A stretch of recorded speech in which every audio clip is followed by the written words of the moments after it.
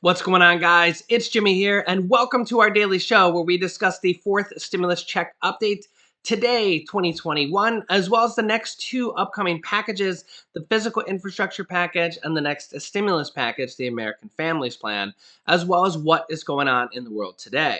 And the big news to start today is the stock market is pretty much crashing today. The Dow Jones Industrial was down 400, almost 500 points at the time of this recording. Bitcoin, Dogecoin, and other cryptocurrencies are also plummeting to multi-month lows. In fact, Bitcoin has given up all of its gains since Elon Musk's promoting it all the way back in February, as a lot of cryptocurrencies, including Bitcoin, Dogecoin, Ethereum, are down almost 50% in the last few weeks. Senate Budget Chairman Bernie Sanders, who's in charge of the reconciliation process over stimulus packages, as well as Congresswoman AOC, will be striking with McDonald's workers today, demanding higher wages ahead of McDonald's annual investor meeting. As they continue to push for higher livable wages on the private sector via national corporations that provide thousands and thousands and thousands of jobs. In fact, we're starting to actually see this happen kind of on a corporate level. They weren't able to pass the $15 an hour minimum wage on through Congress because there just wasn't enough votes for it. But a lot of large corporations are actually coming out with a new $15 an hour minimum wage. Major corporations such as Amazon and Walmart have already implemented at least an average minimum wage of $15 an hour, sometimes higher based on your area. And this is really showing private corporations that employ hundreds of thousands of people that they literally can't get enough workers if they're offering a minimum wage or a starting raise at the federal minimum wage of $7.25. Or if they're offering minimum wage in a state that has a slightly higher minimum wage.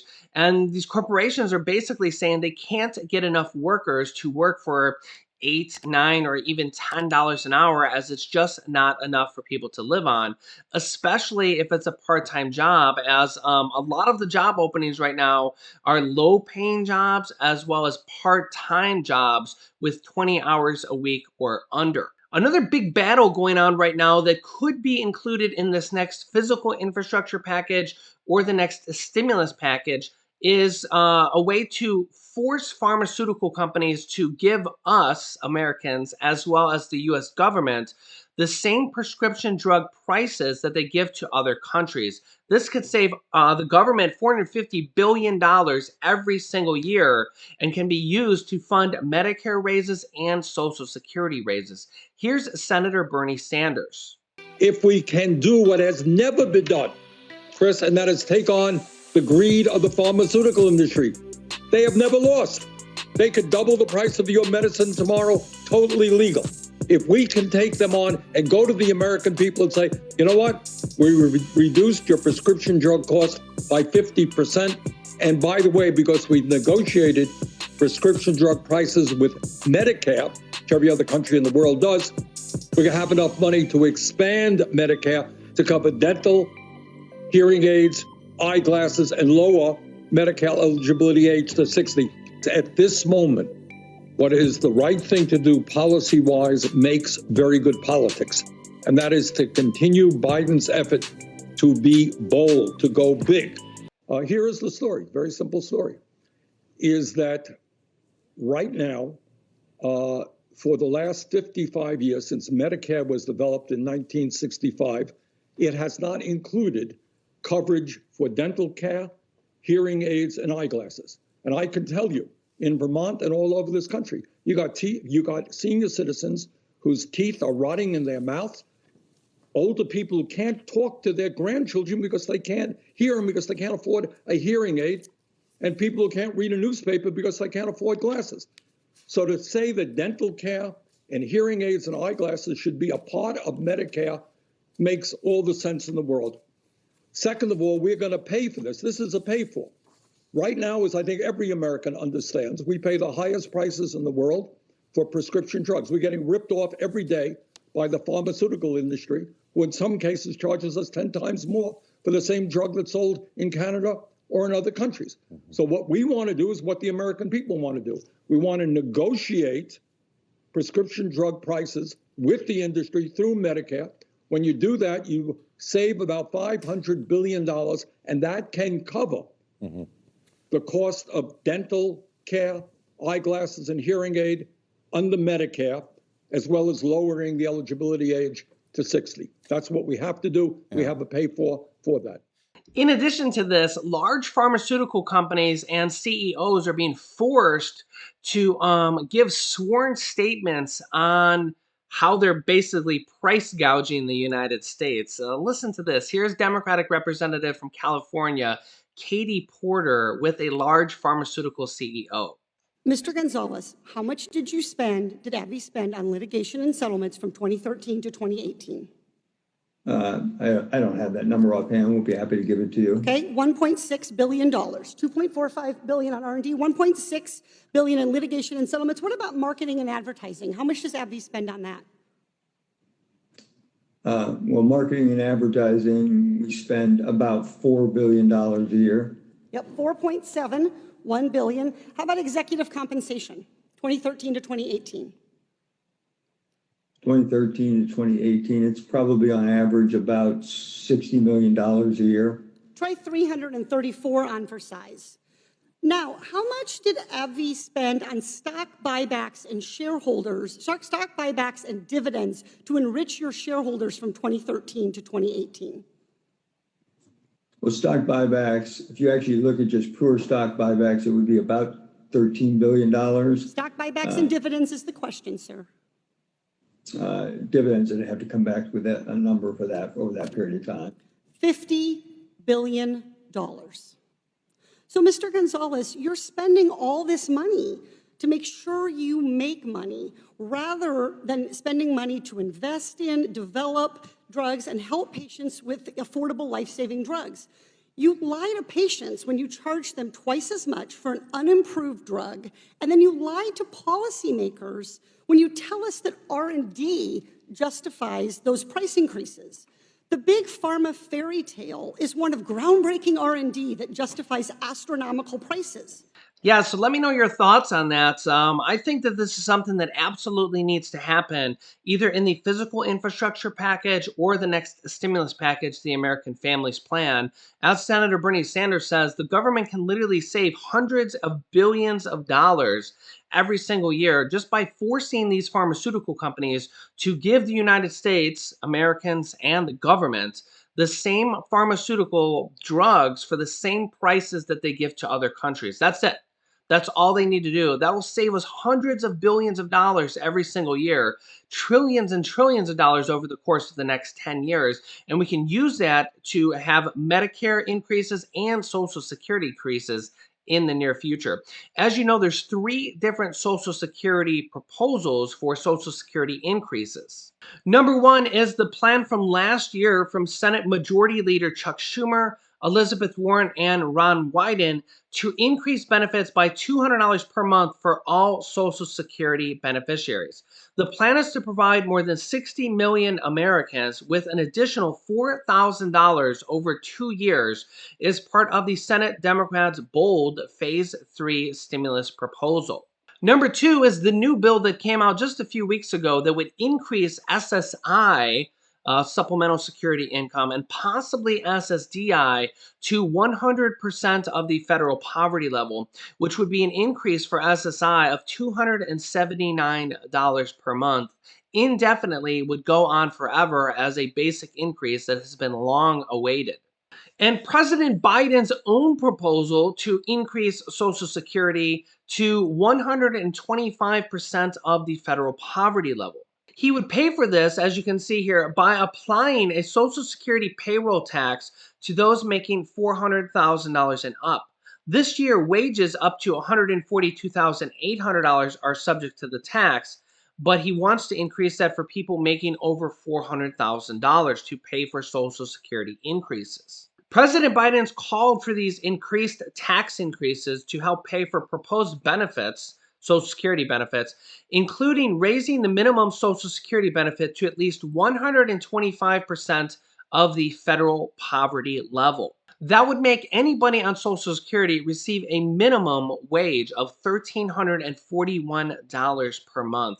Now, whether that'll be in this next infrastructure package, this next stimulus package called the American Families Plan, or the next package after that, as yes, Democrats are talking about another stimulus package after this, because the reality of it is that the economic recovery, even separate from the virus, just throw away the virus and say it was completely gone tomorrow, the economic recovery is likely going to take many, many months, if not years, to get us back to normal. And this is why President Biden himself says, based on the weak jobs report that we had come out for April, which was absolutely terrible, we were supposed to have 1 million new jobs created or more for the country, and we only had 266,000 created. And yet we have over 500,000 new unemployed people filing for jobless claims every single week. As you can see here from the Huffington Post, Joe Biden says the weak jobs report, quote, makes clear the need for more stimulus. April's disappointing jobs report added urgency to the Democrats' call for a massive infrastructure and jobs package. President Biden called on lawmakers to approve his massive infrastructure and jobs package following a hugely disappointing jobs report showing the economy picked up far fewer jobs than economists expected during the month of April. Biden says, quote, "We can't let up. This jobs report makes that clear. We've got too much work to do," Biden said in remarks at the White House. "We have to build back better." And this is the reason why we have so many Democrats calling for a fourth stimulus check and even monthly stimulus checks of two different plans of $1,000 per month from the bill in the U.S. House of Representatives and $2,000 per month from the bill in the Senate, because the economy is going to take quite a while to get back to normal. And we can A, improve the economy, and B, help out Americans by simply providing these monthly stimulus checks every month, because then people would have money to go and spend during this once in a 100-year pandemic that has affected tens and tens, if not hundreds of millions of people just in our country alone. This would help them out as well as get our economy back on track. This is what we're seeing the Democrats push for. Republicans, of course, are pushing for the exact opposite. They want people to go back to work. They're trying to end unemployment bonus subsidies. They want to end unemployment extra weeks of unemployment subsidies as well. But they're able to somewhat do that for now, unless it's challenged in court on the state level, as Republican governors are doing this in now 22 different states, getting rid of extra unemployment benefits. However, the Democrats control the U.S. House of Representatives, the Senate, and the presidency. And even Chuck Schumer, the Senate Majority Leader, said that if they can't get bipartisan support on even the physical infrastructure package, that they'll pass that package and the next stimulus package, the American Families Plan, with the reconciliation process, which means that Democrats can pass it completely on their own, which is exactly how they passed the third stimulus check package. So if you think they can't put stimulus checks in this next package, well, you're probably not paying attention, because that's exactly what Democrats did with the third stimulus check package, and not a single Republican voted for it. So Democrats can pretty much put whatever they want in these next two packages, including monthly stimulus checks. They've already put monthly stimulus checks in there for at least families. With the monthly stimulus checks that were passed from the third stimulus check package, called the child tax credits, that are going to start in a matter of weeks. The IRS says it will be starting on July 15th and will pay monthly stimulus checks to children of $250 per month for children ages 6 through 17 and $300 per month for children under the age of 6. For a total of $3,600 for children under the age of 6 and $3,000 for children over the age of 6. They're going to get the additional first half of the money, $1,500 for children over 6 and $1,800 for children under 6 on this year's tax return when you file that in 2021, or 2022. When you file your 2021 tax return, you'll get the second half of that money. However, Democrats want to include a extension of this. It's only passed for 1 year, these child tax credits or these monthly stimulus checks to children. Was passed from the third stimulus check package, but only for this 1 year. They want to pass this for more years. The two most common proposals are, number one, to increase these monthly payments until 2025 or 4 more years. And then the other proposal is to increase it indefinitely, which would mean it would go on forever until maybe later changed in a subsequent bill from Congress. So that could go on for 10 years, 20 years, 100 years until it gets changed later on, if it ever gets changed. So monthly stimulus checks are already happening on the child and family level of $250 to $300 per month.